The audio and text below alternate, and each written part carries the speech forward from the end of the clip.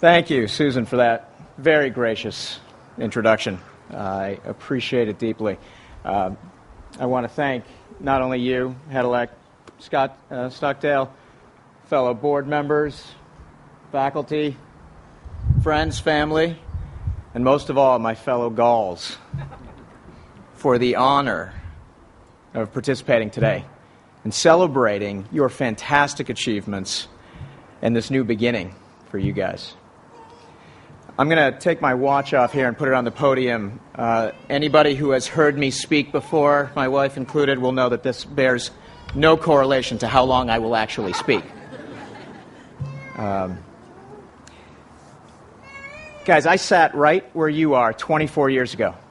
You are part of an incredible tradition. I mean, just to bring it home, as I was sitting over there with many of my fellow board members, we all kind of mumbled the words to "My Country, 'Tis of Thee," because, frankly, there are not a whole lot of good singers over there.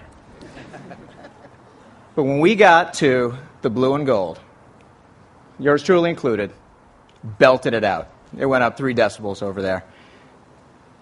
This long and storied tradition, guys, is something to be really proud of. Just from what I've seen of the class and the conversations that I've heard about you, you're an incredible class. I was at the awards ceremony last night. I wrote down some of the words that described you. Innovative, dynamic, intelligent, creative, exceptional. I remember when I was sitting over there, I was thrilled to be graduating. Don't get me wrong. The idea of getting out of here was great. I was proud of what we had done as a class. I was eager with anticipation, right, about what lay ahead. And I was confident that no class would ever be our equal. I hope you feel that way today. And legitimately, you should. I said no fewer than 5 times in conversations just today. We didn't hold a candle to some of the things that we've heard about this class. Really terrific. And that's what, really makes me excited to be part of this celebration today, because commencement, it really is just the beginning for you guys. The sheer potential that we saw, as you guys strolled across the stage last night, as I've listened to stories about you over the past few weeks, it's just the beginning of your process of defining yourselves and what you want to be in this world. As I was getting ready to speak to you, I flashed back to my days at Webb and my commencement and the world that I was about to enter and how it compares to the world that you're about to enter. Back then, we were deep in the Cold War. Today, we're deep in the war on terror. Back then, we talked about global destruction at the hands of nuclear weapons. Today, we talk about global destruction at the hands of climate change.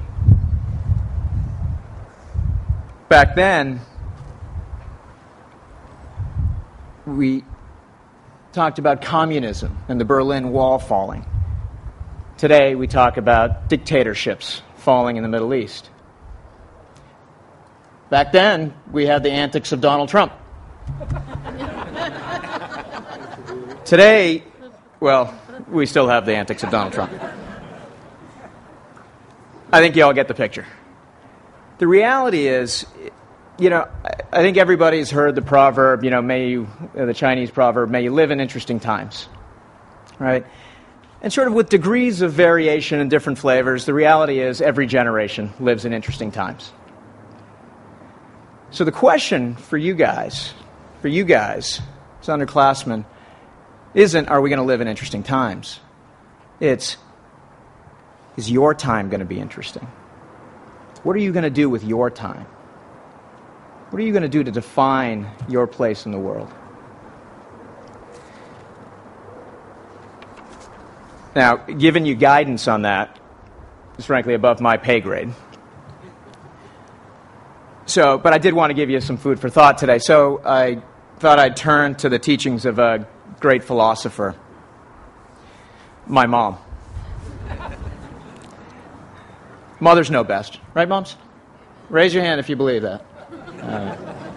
Okay. I'd like to share a story with all of you that my mother shared with my brother and I when we were fairly young, because it served as a framework for me for many years in answering this question.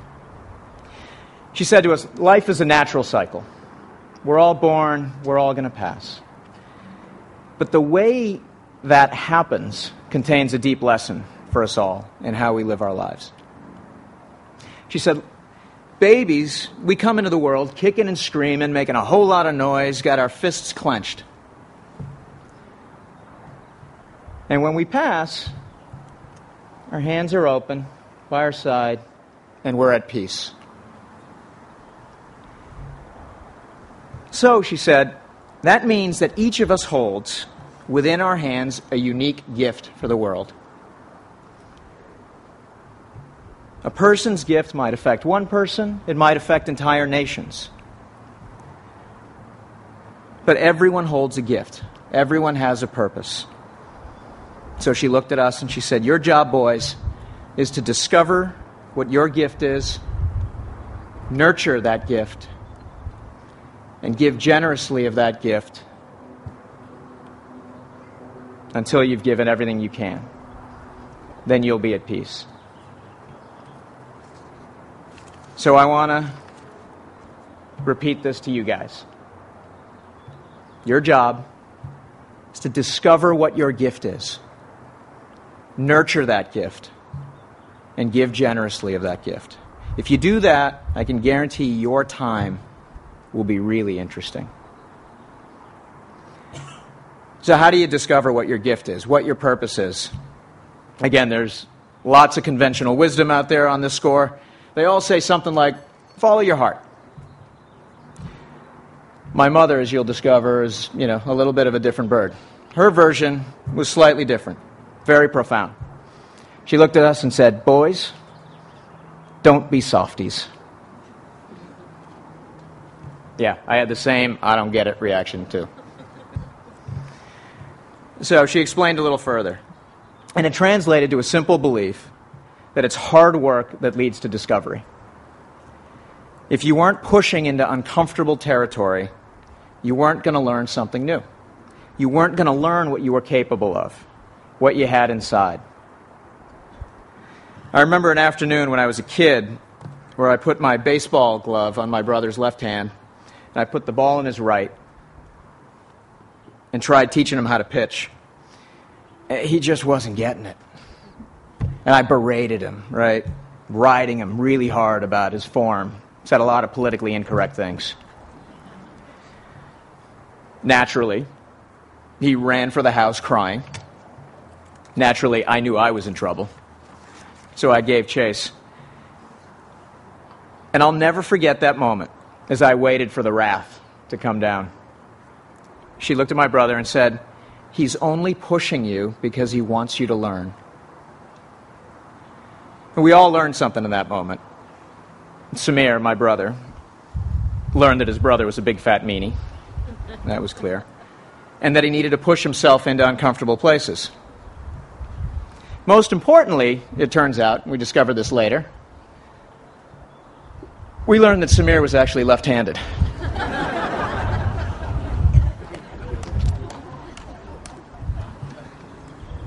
But I'll tell you what, he still learned how to throw with his right hand.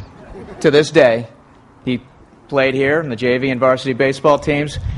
He was an incredible pitcher, all right-handed. And so he's inspired me all these years with that kind of willingness to push himself, to try new things and to discover new capabilities. And you won't be surprised to know a lot of that has to do with Webb, right? He came here, he entered his Webb career as this very shy, reserved guy, probably because he had an older brother that beat up on him for 4 years. And he left these grounds, right, as a gregarious winner of the Gildred Award. Webb forced him to get out of his comfort zone, to take on new challenges, and to find personal fulfillment in discovering something new inside. Through an illustrious career that's taken him from Stanford to Harvard to the role of technology CEO, Webb gave him the tools to know that taking risks leads to learning and growth. And as a result, he's grown into an extraordinary leader. How do you ensure that you're always pushing so that you're always learning? My mother, in another bit of folksy wisdom, answered this question when explaining why I should go to a school like Webb. She said to me, "Sanjay, do you know what the real estate principle is?" I said, this one I got. I said, "Yeah, Mom, location, location, location." And she looked at me with that look that only your mother can give you. You know, first a little bit of disappointment, and then a little smirk that says, "Yeah, I'm still smarter than you." And she said to me, "No, buy the ugly house." Once again, I was completely befuddled. She explained, if you buy the prettiest house on a block in a neighborhood, you've set the value. If you buy the ugly house on a block, your value will rise as a result of everything around it. She went on, you should always try to be the ugly house. Didn't know how to take that. She said, if you surround yourself with great people, people who have qualities that you can aspire to and learn from, your value will rise too. And because of their influence, you will push yourself. You won't need them to push you. That's why you're going to Webb. I bought it. Now, the irony and the paradox, guys, with this philosophy on discovering your gift is that you will almost never feel like you quite have it figured out. Right? And that's just because as you push through one set of obstacles, you're on to the next challenge.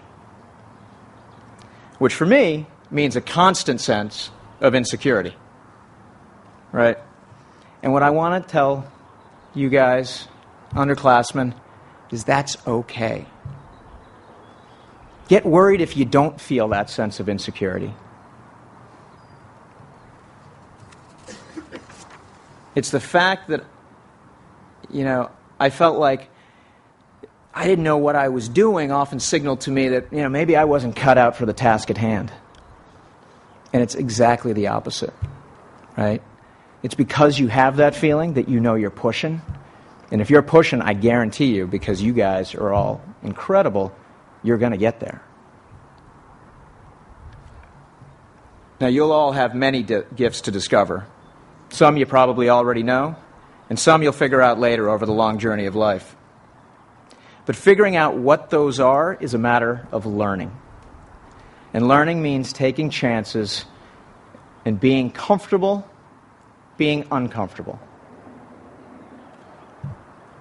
Hopefully, you already realize as I prattle on that this sounds an awful lot like what you've experienced here at Webb. I don't know about you, I was terrified when I got here. And by the time I was sitting in your seat, I was king of the world. I had it all figured out.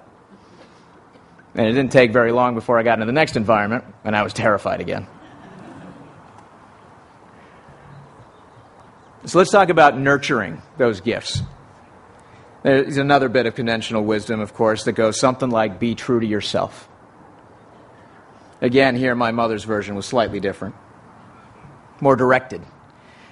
She would say to us, if everyone decided that it was a good idea to jump in a ditch, would you jump in the ditch? Now, this one I actually got. But it took me a while to internalize it when it came to understanding what I wanted to do with my future. You see, as immigrants to a new country, my parents had definite aspirations for me. Raise your hand if you guys have parents who have aspirations for you. I'm shocked. From the earliest memories, I recall my folks telling everybody else, and then me, that I was going to be a doctor when I grew up. Now, Doc on the Love Boat had a good gig. You guys don't know what Love Boat is, do you?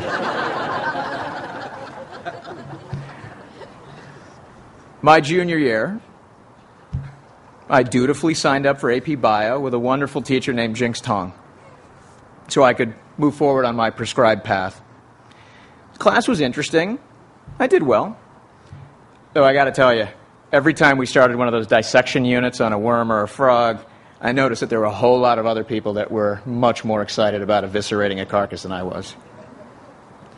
And I remember having a conversation with Mrs. Tong after class one day. It was about some assignment. And as we talked, I asked Mrs. Tong, who also happened to be the dean of the Vivian Webb School at the time, about the converted Jones dormitory, which housed the first VWS boarders on campus. And I screwed up the courage in that conversation to propose a deal to Mrs. Tong. I said, we had a Coke machine up in the boys' dorm. Girls probably get thirsty too. And of course, I volunteered to source the machine and keep it well stocked. And to close the deal, I proposed that 30% of the profits would go to the new girls' athletic program. Now, I'm pretty sure Mrs. Tong knew that venture was unlikely to yield more than a pair of socks. But she encouraged my entrepreneurship. And I always look back on that moment as a seminal time, a moment when I realized that I was a lot more interested in stock tables than lab tables. I recently heard my sister-in-law actually restate my mother's guidance in a terrific way. Be careful not to inherit the ambitions of others. As you push hard to learn what's within you, what your gifts are, make sure you guys resist the tendency to adopt the goals and aspirations of very well-meaning folks, friends, families, peers around you. It's a very subtle thing because it's not obvious to detect when it's happening. It's very easy to convince yourself that this was my choice and it's what I wanted. When I left Webb to go off to Wharton for my undergrad, everything was about Wall Street. No, I was proud of myself. I thought I had just made one of these great decisions, these great breakthroughs. I'm going to go be a business guy. Then only after 4 years of finance classes did I realize, what I love is technology and leadership. Be vigilant. Even while you're exploring and learning, and you're open to new paths and new interests, make sure you're true to yourself. A quick flip through the Webb magazine is all it takes to illustrate the point that there are as many paths and gifts in this world as there are definitions of success. And that's something that's so important for you guys to internalize. One of my classmates, John Scalzi, is an award-winning novelist. Recently hit the New York Times bestseller list. Caroline Adler, who spoke today at the VWS graduation, is the Deputy Director of Strategic Communications for Hillary Clinton. Class of 1992 alum Brett Kennedy is at Jet Propulsion Laboratories, leading the efforts in spaceflight robotics for our next trip to Mars. Dominique Nong from the class of 2001 practices at the Southern Poverty Law Center, trying to improve the lives of Alabama's disadvantaged youth.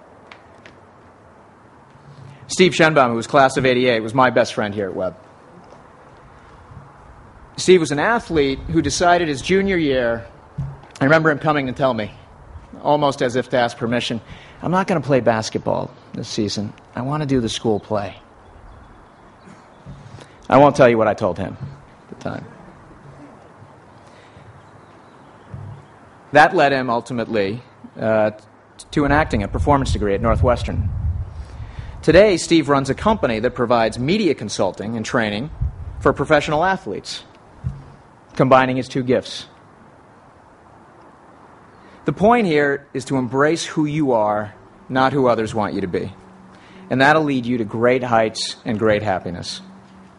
And again, hopefully you've already figured out that your Webb education has given you a great head start in discovering who you are. As I said at the outset, you guys, you're part of a great tradition. Thousands of guys sat right where you are now, wondering where their paths would lead them, wondering if the commencement speaker would ever shut up. And all of them, yours truly included, had a head start on self-discovery because of what we learned here at Webb. So finally, I come to the topic of giving your gift. Giving's another universal concept, right? We've all been told it's better to give than receive. My mother used to tell us, you can't take anything with you when you leave this earth. The measure of your life is in the number of people you help. My wife, Melissa, who Susan pointed out, was also class of 1987, is perhaps what I think of as the purest expression of this principle. I could see some of it in her when we were classmates back at Webb. But in college, she really realized that she loved educating young people. She pursued and nurtured that gift, right? She taught in upstate Washington, taught kids of migrant farm workers. She pushed herself out of her comfort zone, helping to build schools and curriculum in Taiwan. And she later ventured out even further on the corporate side with a teacher education company, helping to bring best practices to teachers all over the country. She was nurturing her gift. And then I remember the day when she came to me and said, I want to get into public education reform. She realized that her love, her gift, could make a big difference for the disadvantaged kids that make up our inner cities. As Susan mentioned, today she's the director of an inner city charter school where 95% of our kids now, 92% last year, are first in family to go to college. Now, before I go on any further, since I'm in the business, let me give you guys another bit of free advice. Make a mental note right now. Think of the girl in your class. Maybe she was a class behind you, a class ahead of you, that was smarter than you, ridiculously cute, and that intimidated you so much you never asked her out. And in about a decade or so, once you've found a couple of your gifts, screw up the courage to look her up. It just might change your life. Melissa's example of giving is core to what we learned about here at Webb, right? I talked about this with Taylor today. I remember internalizing this lesson from Sonny Webb. Sonny Webb was our founder, Thompson Webb's dad. And if you haven't heard this either on record, I know it's floating around somewhere on the campus, in some of the archives, or if you haven't read it in Sonny Webb's book, The Schoolmaker, you should read it. But it goes like this. It was his last message to his sons on his deathbed. Tell my boys to lead a large life. A large life is no mere piffle. Great word. But one that makes the world better because you have lived. If the world is better because of you, you are a wonderful success. If it's worse because of you, you're a miserable failure. When you come to the end, you will find that the only things that are worthwhile are character and the help you've given to other people. Graduates, I know that you already have many gifts. You won Webb Day as sophomores, for crying out loud. This is a powerful class. You have gifts of intellect that will heal and educate others. You have gifts of artistic talent that will lift people's hearts and spirits. You have gifts of leadership that will inspire. You have gifts of athleticism that will bring joy and awe. And you have gifts of creativity that will bring innovation to the world that I'll be lucky enough to live in. Be sure to use your gifts to make the world a better place. As Susan alluded to, I lost my mother 2 short years after I graduated from Webb. But she gave me an incredible gift. These folksy lessons that she taught me guide me still today. And she, along with my dad, gave me the gift of a Webb education.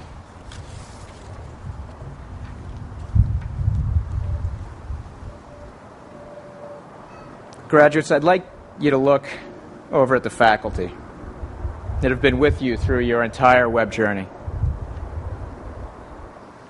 Look out there, your family, your parents. Make eye contact with your parents. These folks have all given you an incredible gift. No snarls. I promise you that along your journey, you'll reflect, as I have, that many of the tools that you needed along the way you found right here at Webb. You're standing on the shoulders of these giants. Do me a favor, give them all a round of applause. We did it again.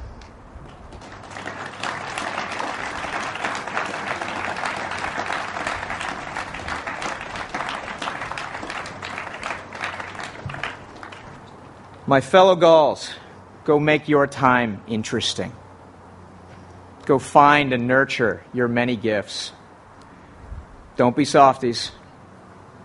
Push yourself. Learn to be comfortable being uncomfortable. Be the ugly house. Seek out, surround yourself with others that make you want to be better. And stay out of ditches along the way that aren't for you. And give of your gift. Give of your gift.